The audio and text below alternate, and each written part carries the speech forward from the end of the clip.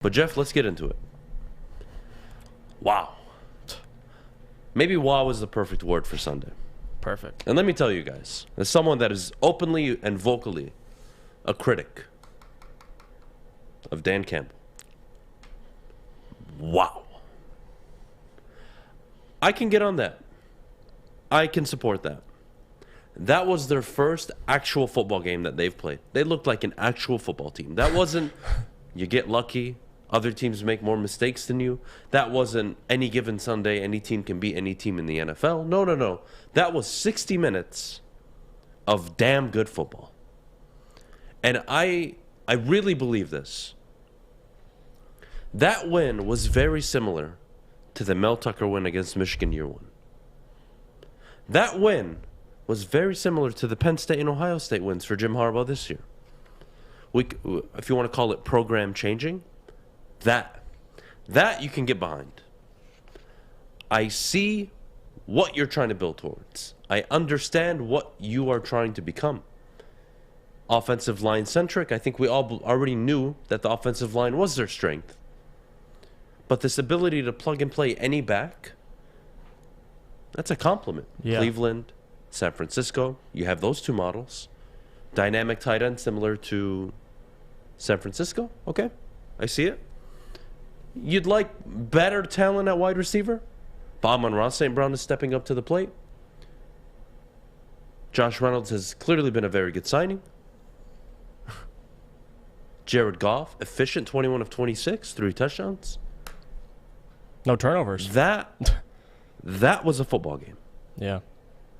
Defensively, not surprised. They've been doing it all season, guys. Aaron Glenn's done a hell of a job with this team on defense.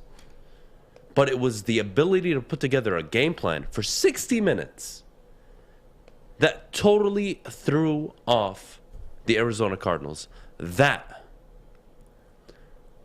is football. That not only a fan base, but everyone in general can get behind. That is a direction you can follow. That is a direction you can see. Now, I'm not saying they're a playoff team next year. Don't get me wrong. But having said that, that looked like a football team. And whatever Ben Johnson is doing behind the scenes with Dan Campbell, God bless him. It's working. Whether he needs to be the offensive coordinator in the offseason, or they go out and get one, or they keep it the way it is now, we'll wait and see. Mm-hmm. And you guys want to talk about draft capital and position? We'll get to it later. But for this moment, 8:05 in the morning, downtown Birmingham, 12/20/21, December 20th, week of Christmas. The Detroit Lions won a football game where you looked at them and said, okay, you know what, Dan? I'll give you all next year. Hell, I'll give you year 3. If that's your game plan, if that's your model, if that's what you're building towards, okay, I see it. No problem. Give me more. All for it. If that's how you want to play and that's how you want to build this team, okay, that's fine. That makes sense to me. And I have no issue with it. And everyone that wants to criticize, well, they ruined it, who cares? There's no Trevor Lawrence. There's no Joe Burrow. There's no Justin Herbert. There's no top-tier quarterback coming out right now that you feel so confident in that you need to have the number 1 overall pick. And last I checked, Hutchinson and Thibodeau, you would take either one. Mm-hmm. There's not a significant difference between the two. Outside of raw talent and sheer ceiling, maybe in Thibodeau. Right. So what's the ruckus about this morning? It should be plain and simple. The Lions put together 60 minutes for the first time this year.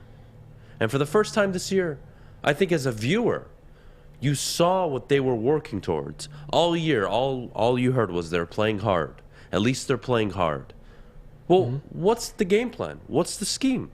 What's their identity? I saw an identity on Sunday. An identity that I can actually see in the future making sense. Yep. And that, I think, was more important than anything. Win was nice. But more than anything, you saw what this football team may look like late next year, maybe early year 3. That made sense to me. Sunday was so good. Sunday was so good. I'm sorry. It was. And people can maybe jump on and say, well, no need to overreact. No, I think this is not an overreaction. And I think it's warranted that a football team to have struggled all season to close games, offensively to put up points, offensively to not turn the ball over, defensively to overcome all the mistakes your play calling and your offense has been doing to you all season. To go up against the 10-3 Arizona Cardinals, 13.5-point underdogs at home. It wasn't that they beat them. They beat the Vikings, guys. That was irrelevant. That wasn't a win. That was a football game. Yeah. That was a football team. That was a coaching staff that was prepared, that prepared their players. I can't say anything outside of compliments. And that looked like a football team that has an identity, and an identity that they're working towards, Jeff. Yeah, no, definitely. And it was definitely, I like to say, an alternate universe, because the Lions led 17-0, and the Cardinals didn't score, obviously, anything. And the thing that impressed me the most, obviously, we'll get to Aaron Glenn and the defense, because 4 red zone trips, 6 points. Like, I can't say good enough things about that. But Jared Goff, and man, Jared Goff, I would say, had his best game in Honolulu Blue yesterday. 3 touchdowns, 0 turnovers, 21 for 26. And the guy got touched up early. Didn't break him, made some beautiful throws. Amon-Ra St. Brown, Josh Reynolds. And the Josh Reynolds thing is interesting, because when the Lions brought in Josh Reynolds, ever since then, man, Jared Goff has looked like a tremendously different quarterback, and his turnovers went down. He's moving the ball more downfield. I think this game they average almost 8 yards per attempt, which is different for us in the Lions. I mean, they're not really throwing it downfield. So it was you mentioned Ben Johnson, and I think we need to reiterate that point, because ever since the news broke with Ben Johnson helping out with the play calling, drawing plays, you've seen more, at least schematically.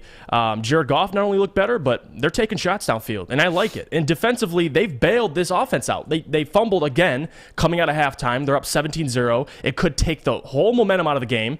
And what happens? Amani Oruwariye, your best corner, turns the ball over. And that's what you expect. I mean, you put your defense in bad positions, yes, but they still play their ass off. And early in the game, they went for the onside. Didn't get it. And they, held Kyler Murray 3 and out. So that's what you like to see. It was the most complete game I've seen as a Lions fan in quite some time. And you honestly can't reiterate enough that Jared Goff might not be your future quarterback, but I could at least argue the guy's stable. And if you get talent around him, the Josh Reynolds thing, Josh Reynolds has looked good. Amon-Ra St. Brown's coming into his own. And I've said this, when did I say this? It was week 3, I believe. And I said Amon-Ra St. Brown would lead all wide receivers in receiving yards. And I'm sticking by it, because he's getting better and better every game. He's just under 100 yards the past 2 games. So great things, especially from the offense, Adam, because we've been talking about this defense all damn year. And it's about time we give some credit to this offense, Ben Johnson, Jared Goff, and those guys. What do we always talk about, Jeff, when it comes to the Pistons, the Tigers, the Red Wings? Joining us now, Corey Woods, beat reporter for the Detroit Lions and the Woodward Sports Network. Corey, we talk about this all the time. Red Wings, Pistons, even the Tigers. Why do you accept the rebuild with these 3 teams? You see where they're going. Right. You see the identity. You see what's being built. With the Lions, excuse me, I don't think anybody could say you actually knew where this was going up until Sunday. Sunday felt like an identity game for me.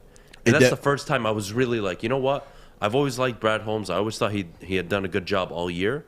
But I was waiting for something that you can show me 3 years from now that says, yep, that was the game where they built an identity, if it turns out to be successful. That was a statement win. That was a Absolutely. statement. That was a statement win for the franchise, for where they're trying to go, for everything that they want to become. Now, I want to get on this real quick, because I've just been seeing this all over social media, and it's been ticking me off. The Lions are messing up their draft position. The Lions are messing up their draft position. Lazy. Okay, look. If the Lions draft 1, they draft 2, they draft 15, they draft 115.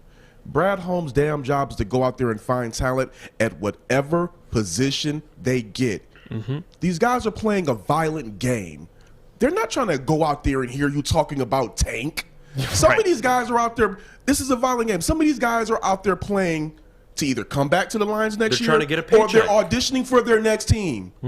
These coordinators and coaches, they're either auditioning for a promotion here with the Lions or a promotion with another team. Yep. No other team is trying to hear like, well, why don't you guys, what happened in Detroit? Oh, well, we were tanking, so overlook that. Bull crap. Go out there and play. If you want the Lions to tank, that contradicts the same old Lions mentality. I mean, you want them to go ahead and build something. The Lions you can't say the Lions need to go ahead and tank, then, okay, after we tank and we get these picks, then we can turn it on. The Detroit Pistons have a history of we can go back to and say, okay, we're going to do it like this, and then we're going to turn it on for our franchise. The Tigers, to a degree, they have that. Yeah, the right. Red Wings, they can say, okay, we're going to build this way, and then we're going to go back to Red Wings. The Lions have to keep it on at all times. They're trying to install a culture. So what you do, you win. You go out there and you play the best team in the NFL, and you don't give up the lead the entire game. You beat them for 60 minutes. Absolutely. That is how you build a culture. And then wherever the chips fall they made in the draft, Brad Holmes has to go find talent regardless. I don't want to hear about tanking. It's no surefire guarantee if they get number one that a Thibodeau or a Hutchinson will be the guy in Detroit. It's no guarantee.